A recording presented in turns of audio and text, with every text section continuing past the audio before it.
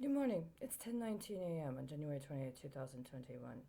I had an indication that somebody might have considered the policy recommendation regarding my preference for, say, a contingency plan for identifying members of the Senate as being an appropriate target for consideration in meeting quotas that might be connected to the Paris Climate Accords as they are, without somebody giving a more sensible reconsideration of those kinds of policies, including the ethical ones as well as the long term impact they could potentially have.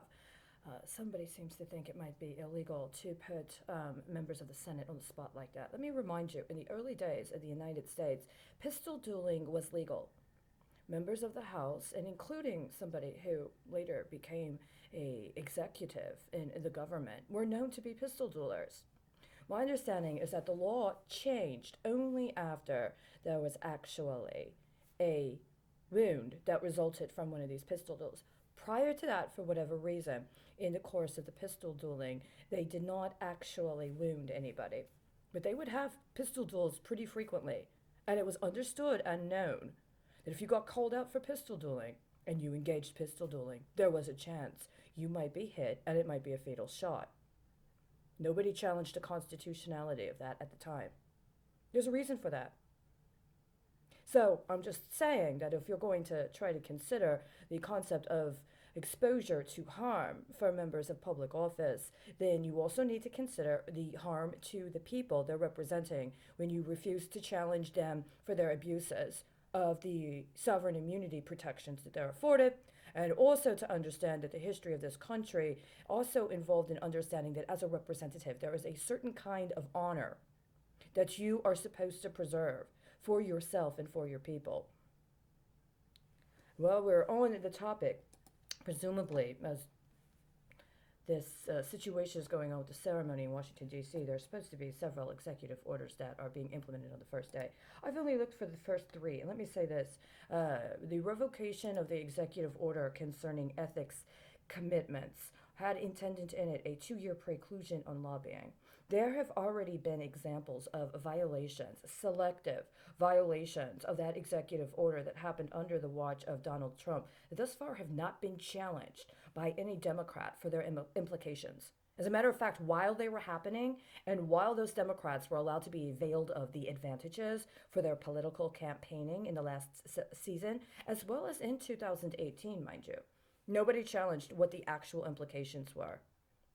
And there were ways to challenge it without being in violation of other things that were on the public record that may have had some sort of concept of confidentiality or might have implied that there was a potential violation of a concept of loyalty to the head of state by challenging them.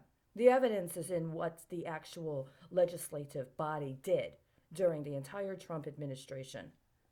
Secondly, Uzbekistan. Executive order on care of veterans with service in Uzbekistan. Are you talking about veterans that are in a country that is next to the largest supplier of uranium on the planet? So you're talking about the adjacent country next to the country with the world's largest supply of uranium. Uranium, by the way, that the Secretary of State under your watch, as the President of the Senate and the Vice President, was very involved in very suspicious deals that to this day have not been investigated. And again, you want to defer this to talking about veterans? How interested are you in their children? Number three, deferring enforced departure for certain Venezuelans for 18 months. That's three stock issues.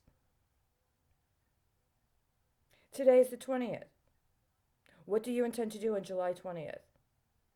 I'm going to be watching. That's just three. Executive order on taking additional steps to address the national emergency with respect to significant malicious cyber enabled activities. Why didn't any of the Democrats address this during the entire Trump administration? You mean what Homeland Security was using in order to create that vicious lady that they all got their black writers on? And I don't just mean black in terms of ethnic. I mean black as in black market, as in black web. I see. You haven't done anything about the December 12th matter, and this is the problem. Do I see December 12th in here at all? What happened to that congressional report concerning the cybersecurity of the United States that had a very significant anniversary in 2019 when allegedly the coronavirus epidemic was identified? Anybody talk about that? Are you going to try to cure COVID 19 by talking about malicious cyber enabled activities? Or are you going to try to command the bandwidth in determining who gets strategically murdered as part of COVID 19? Now, if I was just doing a spot check, this would be enough.